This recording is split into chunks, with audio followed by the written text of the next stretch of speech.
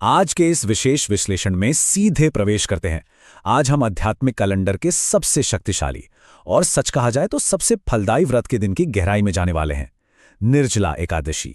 ये कोई आम व्रत नहीं है। ये तो एक ऐसा अद्भुत आध्यात्मिक अवसर है जो पूरे जीवन और हमारे संचित कर्मों को पूरी तरह से बदल कर रख सकता है। चलिए सीधे इसमें गोता लगाते हैं। इस व्रत का जो आध्यात्मिक रिटर्न ऑन इन्वेस्टमेंट है ना, वो सच में अचंभित करने वाला है। जरा सोचिए, एक तरफ पूरे साल की 24 सामान्य एकादशियां और दूसरी तरफ सिर्फ ये एक दिन।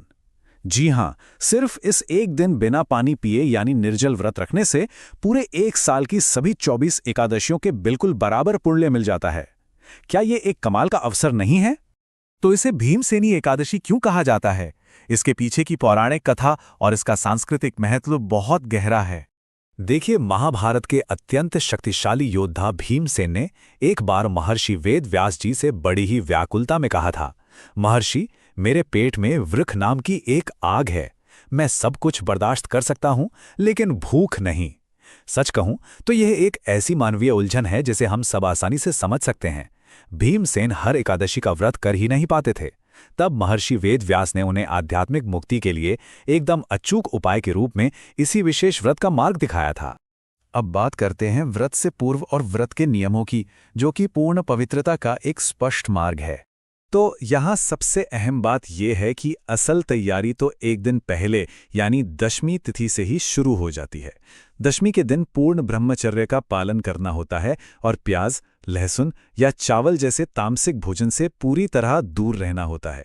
फिर एकादशी के दिन सूर्योदय से पहले यानी ब्रह्म मुहूर्त में उठकर ये 4 कदम उठाने होते हैं।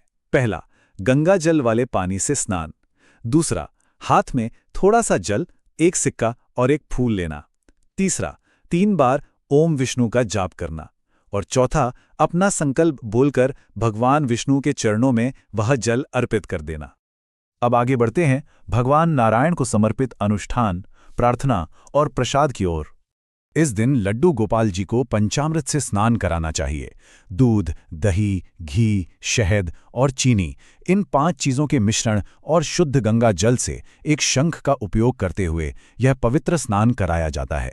इसके बाद ज्यादा से ज्यादा आशीर्वाद पाने के लिए भगवान को पीले वस्त्र पहनाए जाते हैं और पीले फूलों से सजाया जाता है।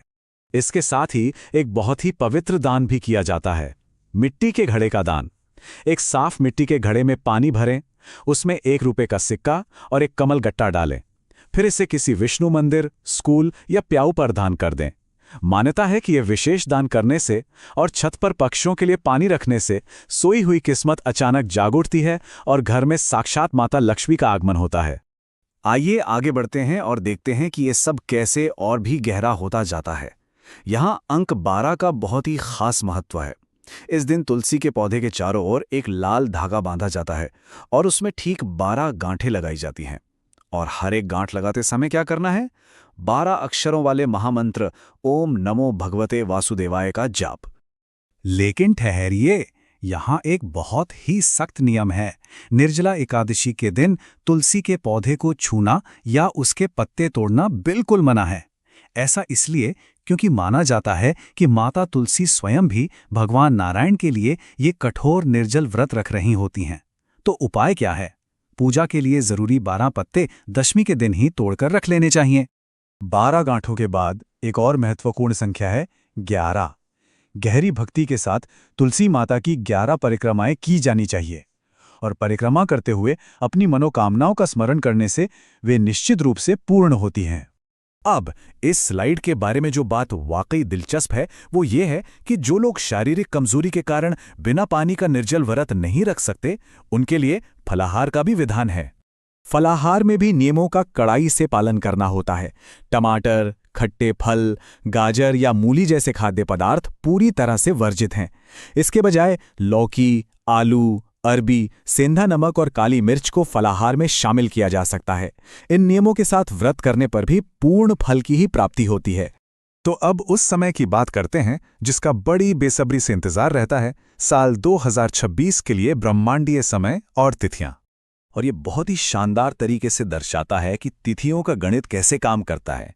एकादशी तिथि 24 जून 2026 को रात 8:09 पर शुरू हो जाएगी, लेकिन सूर्योदय के नियम यानी उदयातिथि के कारण मुख्य उपवास का दिन 25 जून को ही माना जाएगा। इसके बाद 26 जून की सुबह 5:18 से 9:35 के बीच पारण किया जाएगा, यानी व्रत खोला जाएगा। व्रत खोलने से पहले इन 5 जरूरी चीजों का दान अनिवार्य है। पानी से भरा मिट्टी का घड़ा, चावल, काली उड़द की दाल, नमक और कुछ दक्षिणा के साथ एक पीला फल।